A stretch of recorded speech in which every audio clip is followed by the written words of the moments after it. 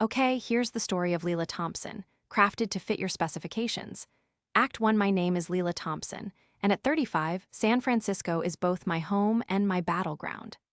The fog that rolls in off the Pacific, clinging to the hills and shrouding the Golden Gate, often mirrors the uncertainty that hangs in the air these days. But beneath the surface, this city pulses with innovation, ambition, and a relentless energy that I've always found invigorating. That is, until Richard Sullivan nearly drained it out of me. Richard. Just the name leaves a metallic taste in my mouth, a phantom reminder of lukewarm coffee and the stale scent of desperation in our old office on Market Street. 15 years. 15 years I dedicated to building that company, Sullivan Tech, alongside him. We were two ambitious kids, fresh out of Stanford, full of bright ideas and the unwavering belief that we could change the world, one line of code at a time. We weren't kids anymore. Somewhere along the way, the partnership soured, poisoned by greed and Richard's insatiable need for control.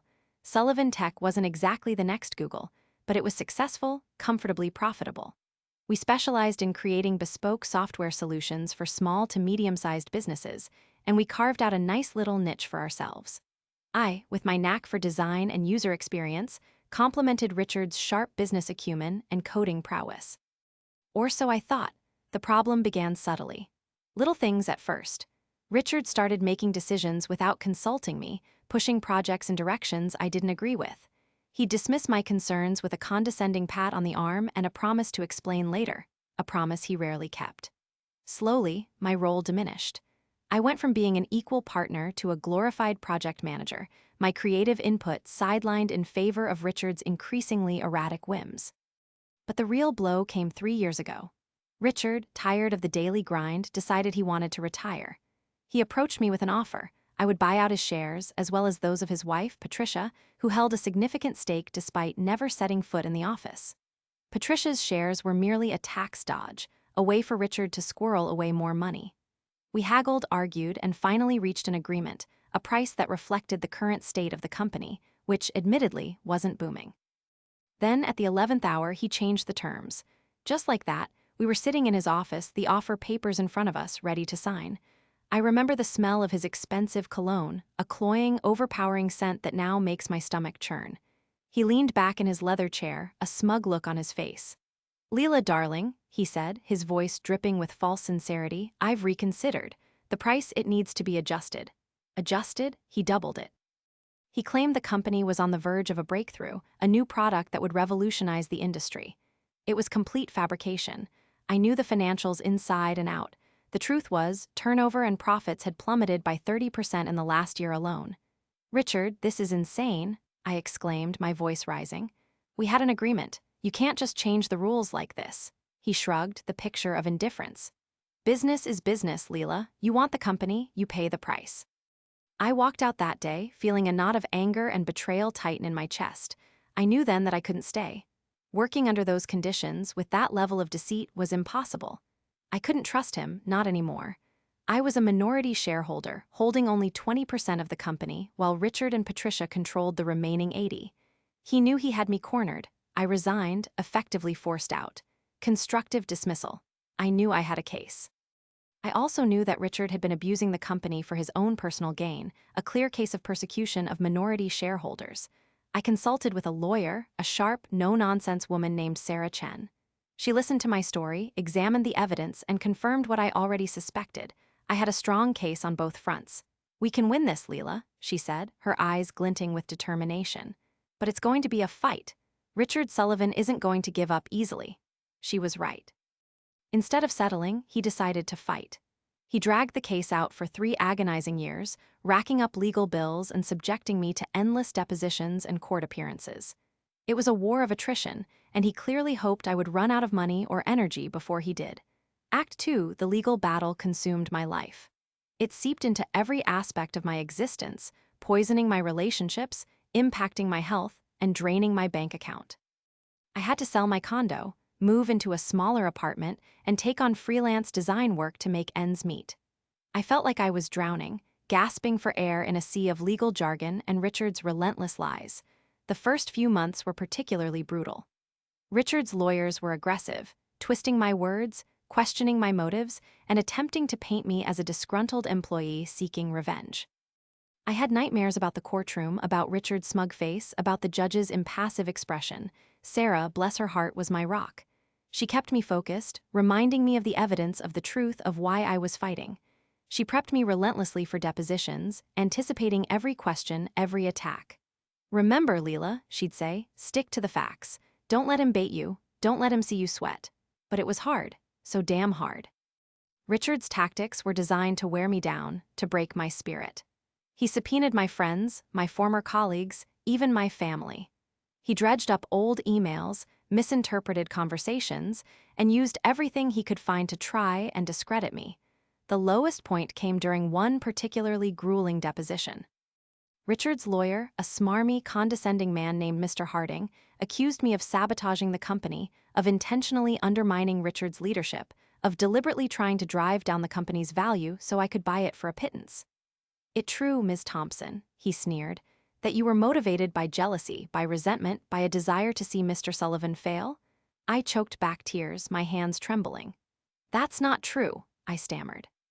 "I dedicated 15 years of my life to that company. I wanted it to succeed." "But it didn't succeed, did it?" Mr. Harding pressed, his voice dripping with malice. "Because of you. I felt like I was going to be sick. I wanted to run, to hide, to disappear." I looked at Richard, who was sitting across the room, a flicker of satisfaction in his eyes. He was enjoying this. He was reveling in my misery. That night, I went home and cried. I cried until my eyes were swollen and my head throbbed. I questioned everything. Was it worth it? Was I just wasting my time and money on a lost cause? Was I being petty, vindictive? I almost gave up. I almost called Sarah and told her to drop the case. But then I thought about all the hard work I had put in, all the sacrifices I had made.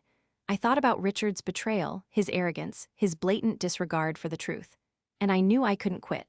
I owed it to myself, to my principles, to see this through to the end.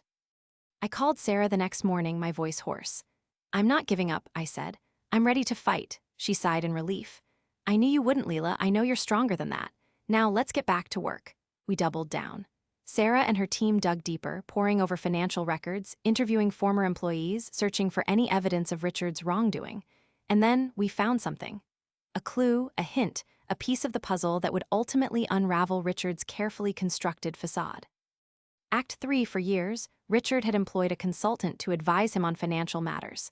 This consultant was paid a handsome sum, approximately $40,000 a year. But after I left the company, I did some digging and discovered that there was no such person. No record of any consulting work being performed. The money was simply disappearing. I shared my findings with Sarah, and she launched a full-scale investigation. What we uncovered was even more shocking than we could have imagined. The money wasn't going to a consultant. It was going to a woman named Michelle, whom Richard had gotten pregnant on the side. He had set up a shell company with Michelle as a director and was funneling the money to her through this business. It was a blatant act of fraud, a clear violation of his fiduciary duty to the company. We presented this evidence to the court, and the impact was immediate.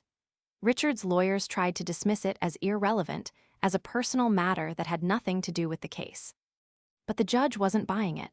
"This goes to the heart of the matter," she said, her voice sharp. "It shows a pattern of dishonesty, a willingness to deceive and manipulate. This is highly relevant." During the tribunal, when we were asked to present cases where the company had acted in bad faith, we highlighted this particular instance. I remember the look on Patricia's face when Sarah presented the evidence. Her jaw dropped, her eyes widened, and she turned to Richard, her expression a mixture of shock and fury. Richard, flustered and desperate, tried to interrupt Sarah, claiming it was all lies, a fabrication. But the damage was done. The truth was out. The rest of the case was a formality. The judge ruled overwhelmingly in my favor, finding Richard guilty of constructive dismissal and persecution of minority shareholders. He was ordered to pay me a substantial sum in damages, enough to cover my legal fees, compensate me for lost wages, and finally allow me to move on with my life. The victory was sweet, but the real satisfaction came from seeing Richard's downfall. His wife, Patricia, disgusted by his infidelity and financial improprieties, kicked him out of their house. He was forced to move into a small apartment with his son, his reputation in tatters, his career in ruins. I won. I finally won. But the twist, it wasn't just about winning. It was about what I learned along the way. The experience had changed me, hardened me, made me more resilient. I realized that I didn't need Sullivan Tech or Richard Sullivan to be successful. I had the talent, the drive, and the determination to build something even better on my own. I started my own design firm, focusing on sustainable and ethical practices. I wanted to create a company that was not only profitable, but also made a positive impact on the world. It's been 2 years since the case ended, and my business is thriving. I've surrounded myself with talented and passionate people, and we're doing work that I'm truly proud of. Sometimes I think about Richard. I wonder if he ever regrets his actions, if he ever realizes the damage he caused. But then, I remember Patricia's face that day in court, the look of utter disbelief and betrayal. And I know that justice in its own way was served. As for me, I am finally free. The fog has lifted, the sun is shining, and the future, for the first time in a long time, looks bright.